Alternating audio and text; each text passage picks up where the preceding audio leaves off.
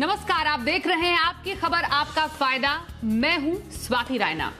आज का ये शो उन तमाम स्टूडेंट्स के लिए है जो कर रहे हैं बोर्ड परीक्षाओं की तैयारी। आज का शो उन तमाम पेरेंट्स के लिए है जो ऐसे बच्चों के माता पिता है और परेशान है कि आखिरकार कोविड के समय कैसे वो इस पूरी स्थिति को संभालेंगे। और आज का शो प्रशासन के लिए भी है, स्कूल्स के लिए भी है, जिनको करनी है बोर्ड परीक्षाओं और एग्जाम्स की तैयारी।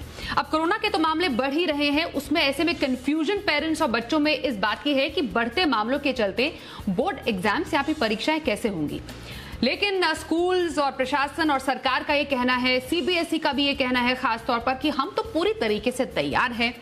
लेकिन ऐसे में सवाल यही उठता है, क्या वाकई बोर्ड एग्जाम्स कोरोना की इस दूसरी लहर बढ़ते मामलों में कराना सही कदम साबित हो सकता है? क्योंकि हमें यह भी मालूम है जहां जहां देश और दुनिया में अलग अलग जगहों पर, ऐसी जगह पर जहां स्कूल्स रीओपन हुए, सबसे ज्यादा इन्फेक्शन के मामले वहीं पर आए हैं। तो आज खास चर्चा इसी पर रहेगी। हमारे साथ इस पूरी चर्चा में 3 खास मेहमान शामिल होंगे, उनसे भी बातचीत करेंगे। लेकिन इस पूरे कंफ्यूजन को लेकर एग्जाम्स के बीच में, इस कोविड की सेकेंड लहर के बीच जो हो रही है, उस पर ये रिपोर्ट देखिए।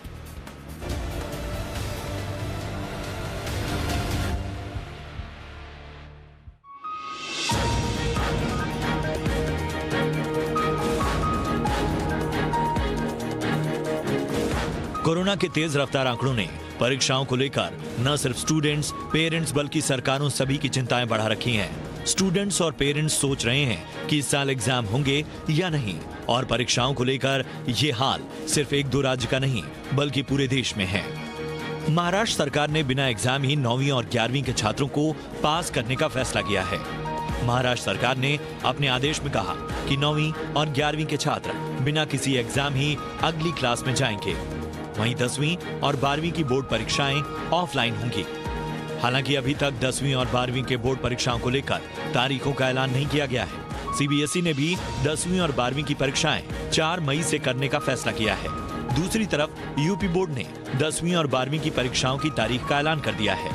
10वीं और 12वीं यूपी बोर्ड की परीक्षाएं 8 मई से शुरू होंगी और 28 मई तक चलेंगी। तमिलनाडु सरकार ने भी 9वीं, 10वीं और 11वीं के छात्रों को बिना एग्जाम ही पास करने का फैसला किया है, जबकि 12वीं बोर्ड परीक्षाएं 3 मई से 21 मई के बीच होंगी। पंजाब में 10वीं बोर्ड परीक्षाएं 4 मई से 24 मई के बीच होंगी और 12वीं के बोर्ड परीक्षाएं 20 अप्रैल से शुरू होकर 24 मई तक चलेंगी। हालांकि पूरे देश में बिहार ही एकमात्र ऐसा राज्य है जहां पर 10वीं और 12वीं की बोर्ड परीक्षाएं फरवरी में भी हो गईं और मार्च में बिहार बोर्ड ने उसके नतीजे भी घोषित कर दिए। सरकारों की दिक्कत यह है कि बाकी क्लासेस में बच्चों को बिना एग्जाम प्रमोट कर अगली कक्षा में भेजा जा सकता है, लेकिन बोर्ड परीक्षाएं हर हाल में करवानी ही पड़ेंगी। यही वजह है कि सीबीएसई की बोर्ड परीक्षाओं के ऐलान के बाद से ही छात्रों और अभिभावक परीक्षाएं रद्द करने की मांग करने लगे हैं।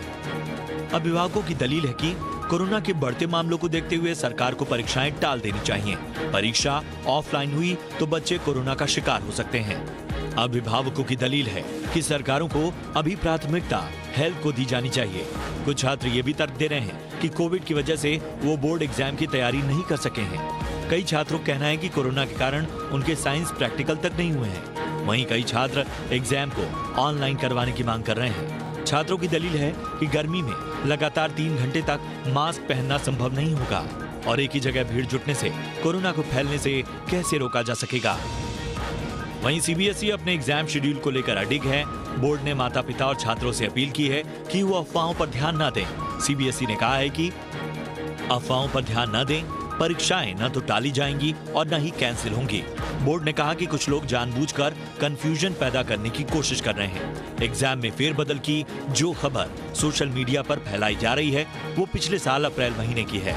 सीबीएसई ने कहा कि इस खबर पर ध्यान न दें और छात्र परीक्षा की तैयारी करते रहें। प्रैक्टिकल सब्जेक्ट के लिए विशेष छूट से बच्चों की परेशानी दूर कर दी गई है। कुल मिलाकर बोर्ड एग्जाम सिर पर हैं और बच्चे और पेरेंट्स कोरोना से परेशान। देखना ये होगा कि सरकार किस तरह बच्चों और पेरेंट्स में एग्जाम को लेकर भरोसा जगाती है।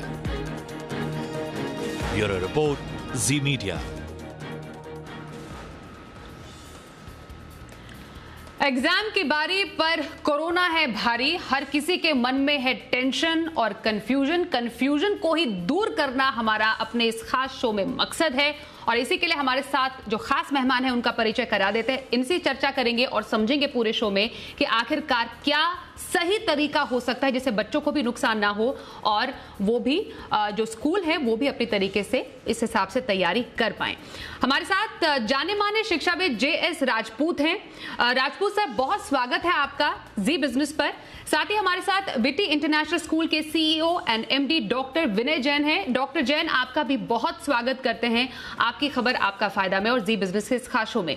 राजपूत सर, सबसे पहले आप ही से समझेंगे, ऐसी परिस्थिति पहले कभी नहीं देखी गई जहां पर बच्चों तक को पूरे एक साल घर पर बैठना पड़ा, पढ़ाई का नुकसान हुआ, ऑनलाइन क्लासेस हुई और उसके बाद अब बोर्ड एग्जाम्स और एग्जाम्स को लेकर काफी ज्यादा कंफ्यूजन है। सबसे पहले आपसे यही सवाल समझना चाहते हैं, क्या ऐसी स्थिति में बोर्ड एग्जाम की परीक्षा कराना सही है?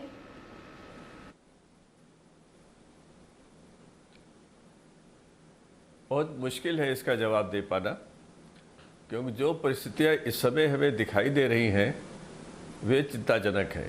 प्रतिदिन लगभग 15,000 के करीब लोगों की संख्या बढ़ रही है जो कोरोना से पीड़ित हो रहे हैं और हमारे पास ऐसी खबरें भी हैं कि शायद इस 15 अप्रैल के बाद तक या थोड़ा आगे पीछे ये नीचे आने लगेगा। इसलिए ऐसा कहना कि इस समय अगर कोई तारीख तय कर दी गई है उसी पर सब कराएंगे, मेरा ख्याल ठीक नहीं है। इस समय हमें थोड़ा फ्लेक्सिबल रहना चाहिए, देखना चाहिए कि स्थितियाँ कैसी बनती हैं। अगर मान लीजिए हम ये कोरोना से संक्रमित लोगों की संख्या कम होने लगे तो माता पिता का विश्वास बढ़ जाएगा। तब कक्षा 10 और 12 की परीक्षाओं की तारीखें देना शायद ज़्यादा अच्छा होगा, बजाय ये कहने के कि नहीं हमने जो एक बार कह दिया वही चलेगा। मेरा ख्याल ये उस समय उचित नहीं है। कल प्रधानमंत्री जी ने जो भाषण दिया उससे बच्चों में उत्साह पैदा हुआ है, उनको लगा है कि कोई न कोई उनकी देखभाल कर रहा है, लोग उनके बारे में संवेदनशील हैं। संस्थाओं को भी संवेदनशीलता ही दिखानी चाहिए और मैं समझता हूँ CBSE ऐसा ही करेगी।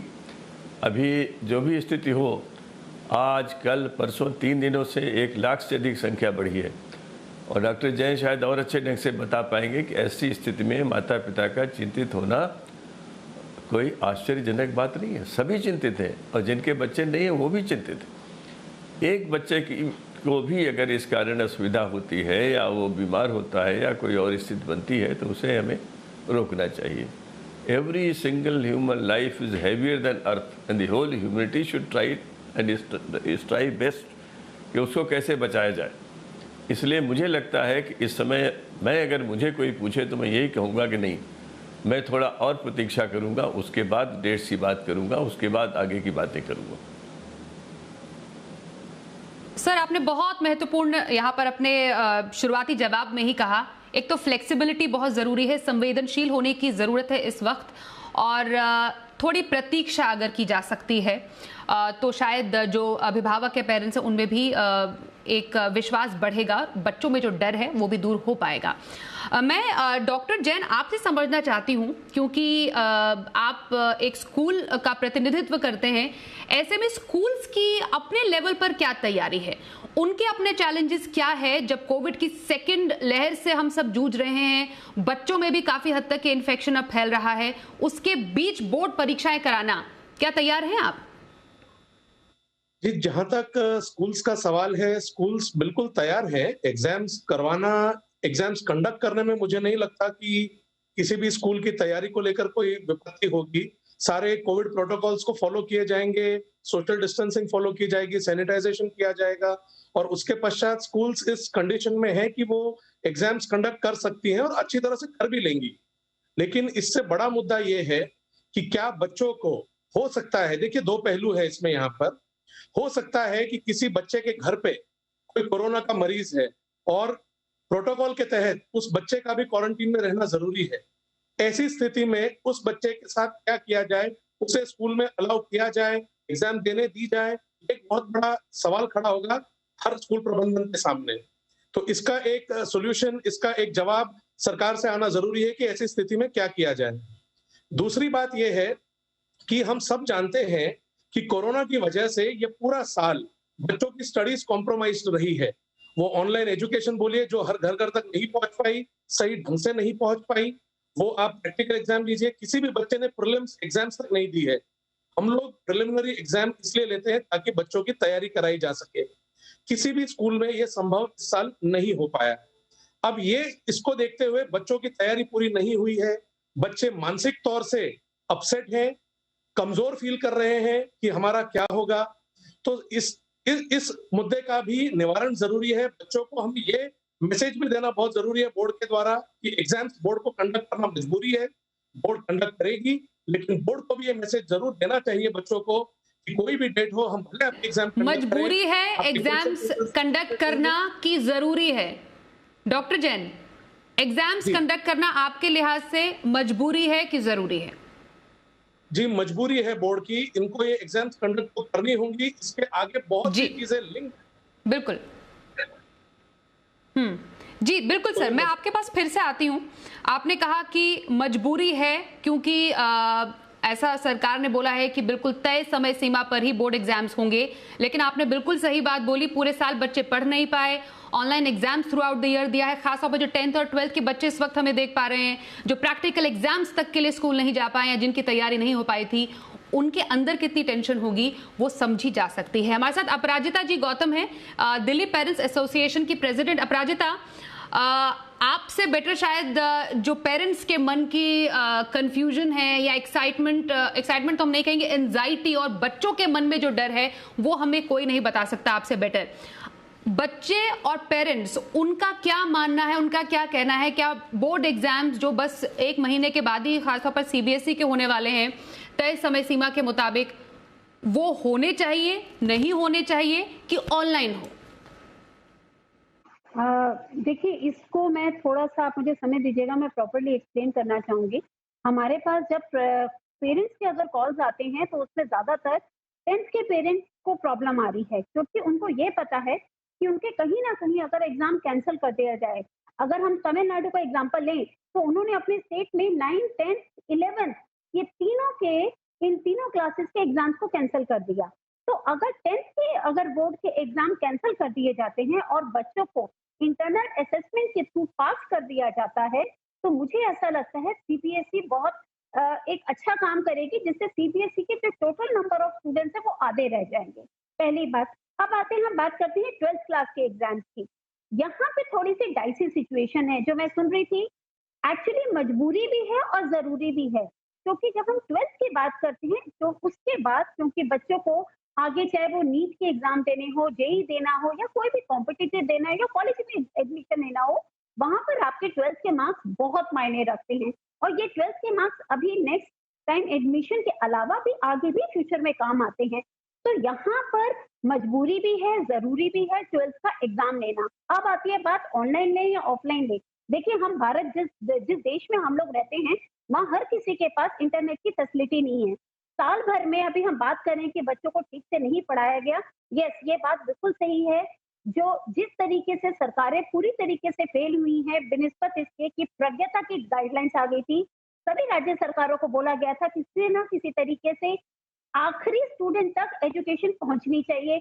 बट आप सरकारों की बात करें तो कोई भी सरकार ले लीजिए, इंक्लूडिंग दिल्ली सरकार, कहीं पर उन्होंने चैनल के माध्यम से बच्चों को पढ़ाने की कोशिश नहीं की है। तो यहाँ हम गरीब बच्चों को भी देखना चाहिए, क्योंकि अगर हम ऑनलाइन की बात करते हैं तो ऑनलाइन जो एग्जाम है वो मध्यम वर्गीय और जो उच्च वर्गीय है उन्हीं तक सीमित हो जाएगा। गरीब का बच्चा ऑनलाइन एग्जाम नहीं दे पाएगा। तो we need to be practical.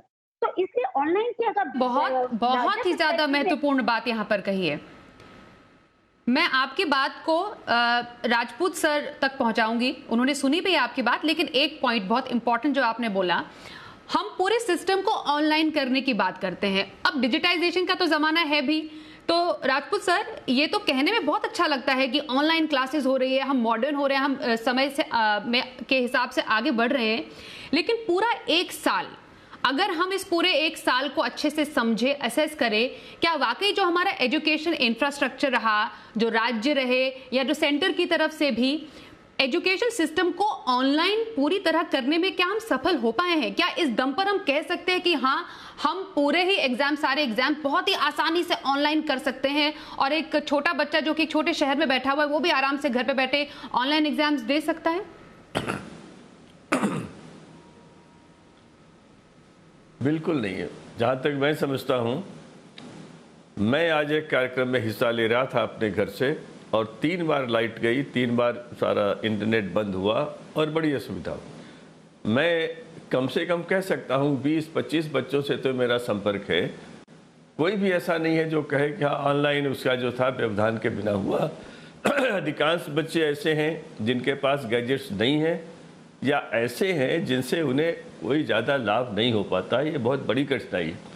बहुत बड़ा डिजिटल डिवाइड देश में पैदा होगा इस परीक्षा के द्वारा, जब ये परीक्षा की जाएगी। मैं पहले इस बात को लेता हूँ, जब ये दोनों परीक्षाएं होंगी तो इसमें ऐसे बच्चे होंगे जिनके पास सारी सुविधाएं थीं, जिनके माता पिता पढ़े लिखे थे, जिनको ट्यूशन वगैरह भी अवेलेबल था। एक तरफ वो है, दूसरी तरफ वो बच्चे हैं जिनके घर में या तो मैक्सिमम अगर था तो एक मोबाइल था, स्मार्टफोन नहीं था, या था भी तो 4 बच्चों में बटा हुआ था। उन बच्चों के साथ बहुत बड़ा अन्याय सा हो जाएगा इसमें परीक्षा लेने की। मैं एक बात जानता हूँ, मनुष्य बहुत सी समस्याएं खुद पैदा करता है, बहुत सी प्रकृति पैदा करती है, लेकिन मनुष्य हर समस्या का समाधान ढूंढ लेता है। मजबूरी नहीं होती उसकी, वो अगर समाधान ढूंढना चाहे तो ढूंढ सकता है। समाधान ढूंढने का एक ही तरीका है, संवाद। हर उस व्यक्ति से संवाद करिए, से बड़ा संवाद करिए। हमने एक उदाहरण है, देश की शिक्षा नीति बनाई तो हमने लाखों लोगों से पूछा, सरकार ने पूछा, संस्थाओं ने पूछा। आप पेरेंट्स से बात करिए, आप बच्चों से बात करिए, हर वर्ग के बच्चों से बात करिए, और उसके बाद एक निर्णय लीजिए। परिस्थिति को भी देखते रहिए, क्योंकि ये निश्चित है बहुत से बच्चे कुछ भी नहीं कर पाए हैं, उनके लिए तो भविष्य का कोई खास अर्थ रह ही नहीं जाएगा। उन्हें जेई में नहीं जा, कितने बच्चे जेई में जाते हैं, कितने बच्चे बहुत ही एक स्ट्रॉन्ग शब्द का इस्तेमाल किया आज। और इस आपके इस जवाब से हमें एक बात जरूर समझ के आई, डिजिटल डिवाइड। किस तरीके से देश में डिजिटल डिवाइड हुआ, और 10वीं 12वीं के बोर्ड एग्जाम देने का बच्चा एक छोटे शहर का भी हो सकता है, एक छोटे घर का भी हो सकता है, मध्यम परिवार का भी हो सकता है, या एक ऐसा बच्चा भी हो सकता है जिसके पास सारी सुविधाएं हैं। लेकिन क्या अब एक बीच का रास्ता निकाला जा सकता है? ये इस पर बात करना भी जरूरी है, क्योंकि बच्चों का नुकसान नहीं होना चाहिए, और पूरी सुचारू ढंग से इस पूरी व्यवस्था को आगे बढ़ाएं। उसके लिए क्या तरीका हो सकता है? मकसद हमारा बस पूरी स्थिति को समझना है। और हमारे साथ जो जाने माने शिक्षाविद हैं, पेरेंट्स एसोसिएशन से जो प्रतिनिधि हैं, और साथ ही जो स्कूल के प्रतिनिधि हैं, उनसे समझ रहे हैं कि तैयारी कितने लेवल की है, और किस तरीके से बच्चों के भविष्य के साथ किसी तरीके का कोई खिलवाड़ ना हो, जिससे बीच का रास्ता इस कठिन परिस्थिति में निकल पाए। उस पर हम चर्चा कर रहे हैं।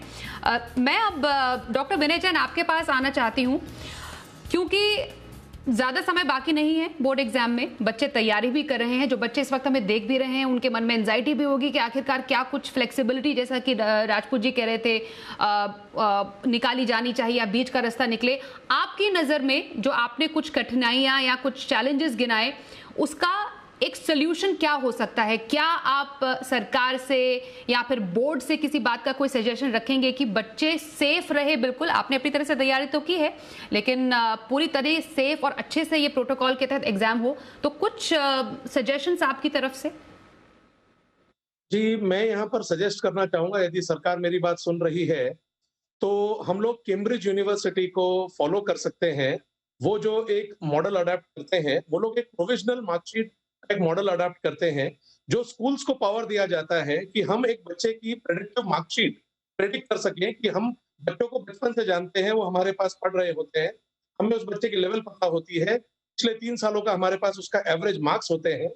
तो यदि स्कूल से प्रोविजनल मार्कशीट ली जाए, उस बच्चे का एक प्रेडिक्टिव स्कोर ले लिया जाए, तो ऐसी स्थिति में जब कोई बच्चा एग्जाम नहीं दे पाया, या किसी स्टेट में किसी राज्य में एग्जाम नहीं हो पाई, वहां पर प्रेडिक्टिव मार्कशीट के आधार पर बच्चों की मार्कशीट बनाई जा सकेगी, ऐसा मुझे लगता है। साथ ही मैं बच्चों को आश्वस्त करना चाहता हूं कि यदि एग्जाम हुई भी तो बच्चों आप निश्चिंत रहें, किसी भी प्रकार का डर और भय न रखें। इस बार पेपर्स बहुत इजी सेट होंगे और इवैल्यूएशन भी बहुत ही इजी होगी, ऐसा मेरा मानना है। ओके डॉक्टर जैन, आपने बच्चों की थोड़ी बहुत एंजाइटी कम की होगी कि चिंता करने की बात नहीं है, ज्यादा कठिन एग्जाम आप एक्सपेक्ट मत कीजिए, लेकिन तैयारी पूरी करनी है। ये थोड़ा सा मन को बल देता है डेफिनेटली, जो बच्चे इस कठिन परिस्थिति में तैयारी कर रहे हैं। लेकिन अपराजिता, आपने जैसा बताया था कि जैसा डॉक्टर जैन भी कह रहे हैं कि क्या बच्चे का ट्रैक रिकॉर्ड देखकर प्रीवियसली उसके परफॉर्मेंस कैसी रही है, इस हिसाब से उसको आगे बढ़ाया जा सकता है। लेकिन अगेन जैसा आपने बताया कि कॉम्पिटिटिव एग्जाम्स की जो बच्चे तैयारी कर रहे हैं उनका भविष्य तो काफी ज्यादा हम कह सकते हैं अधर में हो सकता है। पिछले साल ही हमें ध्यान में है, दिल्ली में जब ऐसी परिस्थिति उत्पन्न हो गई थी ड्यूरिंग बोर्ड एग्जाम्स ही, जहां पर कई जगह जब सेंटर्स बच्चे स्कूल में एग्जाम नहीं देने गए थे, जा पाए थे, दिल्ली में जो प्रोटेस्ट हुए थे उसके चलते, तब भी बच्चों को काफी ज्यादा डिफिकल्टी हुई थी। अब ऐसी स्थिति से बचने के लिए क्या किया जा सकता है? देखिए, जो अभी प्रपोजल दिया गया है, जो जिसको हम इंटरनल असेसमेंट कहते हैं, वो एक अच्छा एक प्रपोजल है। बट यहाँ पर एक देखने वाली बात ये होगी, क्योंकि जो प्राइवेट स्कूल है वो हर चीज में ना अपना कॉमर्शियल एंगल ढूंढते हैं, मैं माफी चाहूंगी। तो यहाँ ये नहीं हो कि वो प्राइवेट स्कूल एक आध मार्क्स को बढ़ाने के लिए भी हर पेरेंट से पैसा ले। तो ये सारी बातों का ध्यान रखना होगा, क्योंकि अभी हमारे रिसेंटली हमारे सामने कुछ स्कूलों का केस आया जिसमें बच्चे के अभी जो प्रैक्टिकल्स चल रहे हैं, आपको पता है 10th और 12th के, तो 12th के एक आध बच्चों से टीचर्स ने पैसे मांगे हैं मार्क्स बढ़ाने के लिए। और वो टीचर कितने मार्क्स बढ़ा देगा? 28 के 29 करवा देगा या 30 करवा देगा? मैं इसलिए कह रही हूँ कि हमें हर पूरे एंगल को देख के करना होगा, क्योंकि अगर कॉमर्शियल एंगल इसमें ऐड हो गया तो यकीन मानिए बच्चे तो टेंशन में है, पेरेंट्स और टेंशन में ज्यादा आ जाएंगे कि वो कॉमर्शियल एंगल को देखते हुए और इस कोरोना के उसमें इतना फाइनेंशियल बर्डन ऑलरेडी झेल रहे हैं, तो वो इस टाइम पे लास्ट मोमेंट पे अपने बच्चों के लिए पैसा अरेंज करना 100% उनके लिए इम्पॉसिबल होगा। राजपूत जी, आपका इस पर क्या कहना है? ये जो पूरी जो शिक्षा प्रणाली है, मतलब इतनी पुरानी शिक्षा प्रणाली, जिस तरीके से हम अपने बच्चों को पढ़ाते हैं, स्कूल्स में पढ़ाई होती है, उसके बाद भी हम ऐसी परिस्थिति में इस तरीके की बातें कर रहे हैं कि बच्चे आगे एग्जाम के बाद कैसे आगे बढ़ें। क्या इसमें कुछ बदलाव होने की जरूरत है? मतलब कोविड से हम क्या सबक लेकर अब आगे जा रहे हैं? कई जो बच्चे हैं वो ये सोच रहे होंगे, समझ रहे होंगे कि हमारा तो जो 12th की मैं इनफैक्ट बात कर रही हूँ, क्योंकि उनको आगे अब कॉलेजेस में जाना है, कई लोग शायद ये प्लान कर रहे हो रहे होंगे कि हमें अब्रॉड जाना है हायर स्टडीज के लिए। कोविड से क्या सबक लेकर हमारी पूरी जो एजुकेशनल प्रणाली है वो आगे बढ़ रही है? मुझे 2-3 बातें समझ में आती हैं। पहली, हमारी शिक्षा की साख कम हो गई है। अगर हमारे स्कूलों की साख बनी हुई होती तो आज हम कह सकते थे कि जो पुराने 2 साल 3 साल की बच्चे की परफॉर्मेंस है उसके आधार पर हम स्कूलों पर विश्वास करें। We trust their teachers and schools, जो स्थिति नहीं है जैसे अपराजिता जी ने बात कही। दूसरी बात, मुझे लगता है कि तमिलनाडु ने जो किया है उस पर देश के सारे बोर्ड्स को बैठकर विचार करना चाहिए। शिक्षा मंत्री महोदय सारे देश के बोर्ड से लंबी बात करें, ऑनलाइन करें और उन सब से पूछें कि कौन सा समाधान सबसे अच्छा हो सकता है। क्योंकि तीसरी बात जो जैन साहब ने कही, मैं नहीं समझता कोई बोर्ड ये कहेगा कि परीक्षा बहुत आसान होगी और नंबर बहुत दिए जाएंगे। ऐसा हो जाए तो बड़ा अच्छा है, बच्चे खुश हो जाएंगे, मुझे भी बड़ा अच्छा लगेगा। लेकिन क्या बोर्ड कहेगा? क्या CBSE ऐसी घोषणा करेगा? मुझे तो शक है। मेरा अभी भी यही कहना है कि एकदम मत कहिए कि मुझे फला डेट से ही परीक्षा करनी है, आगे पीछे हो सकती है। बच्चों को बताइए, आप अपने बच्चों से कहिए तैयारी करते रहें। स्कूल उन बच्चों का विशेष ध्यान रखें जिनको असुविधा हुई है, उनके लिए व्यवस्था कर सकें। और अगर परिस्थिति ठीक हो, हम सबको उम्मीद है कि परिस्थिति ठीक हो जाएगी, तब हम उसकी कोई तारीख तय कर सकते हैं। लेकिन मैं फिर कहता हूँ, राय लीजिए, सारे बोर्ड्स की बात करिए, बोर्ड्स को कहिए वो पेरेंट एसोसिएशन से बात करें, उसके बाद एक सामूहिक राष्ट्रीय स्तर पर निर्णय लिया जाए। फ्लेक्सिबिलिटी इस समय बहुत आवश्यक है, बच्चों को तनाव न हो, पेरेंट्स को तनाव न हो, और सारा देश यही कोशिश करता रहा है। एक जो बात हुई थी कि करिकुलम कम कर दिया जाएगा, 30% कम होगा, 30 का 40 कम कर दीजिए, लेकिन परीक्षा करिए तभी जब ऐसी स्थिति न हो कि बच्चों को कोरोना से कैसे बचाया जाए, माता पिता चिंतित न हो। इसके अलावा कोई रास्ता नहीं है। हमेशा आवश्यक नहीं होता है कि यस या नो में डिसीजन हो जाए, दिस और दैट में हो जाए। समय के साथ भी डिसीजन अच्छे ढंग से ज़्यादा अच्छा हो सकता है, ऐसा मेरा विचार है। बिल्कुल सर। तो पूरे इस कॉन्वर्जेशन से हमारे तमाम एक्सपर्ट से ये समझ में आता है कि विचार विमर्श की गुंजाइश है अभी भी, लेकिन ये बात आप जरूर समझिए कि एग्जाम्स के डेट में कोई बदलाव नहीं हुआ है। जो सीबीएसई ने तारीखों का ऐलान किया है, स्टेट बोर्ड्स ने जिन तारीखों का ऐलान किया है, वैसा ही होगा। स्टूडेंट्स को केंद्रों पर जाकर एग्जाम देना है, जहां पर जो आपको नोटिस मिला है उसी तरीके से, पूरी तरीके से वैसा ही सब कुछ चलेगा। लेकिन हम बस ये चर्चा कर रहे थे कि ऐसी स्थिति में क्या बेस्ट तरीका हो सकता है एग्जाम्स या तो कंडक्ट करने का, चाहे वो ऑफलाइन हो चाहे वो ऑनलाइन हो। बहुत शुक्रिया JS राजपूत जी, हमारे साथ शो में शामिल हुए। डॉक्टर विनय जैन और साथ ही अपराजिता जी गौतम, आपका भी बहुत शुक्रिया इस बेहद ही खास शो में हमारे साथ शामिल होने के लिए। तो आज आपकी खबर आपका फायदा में बस इतना ही।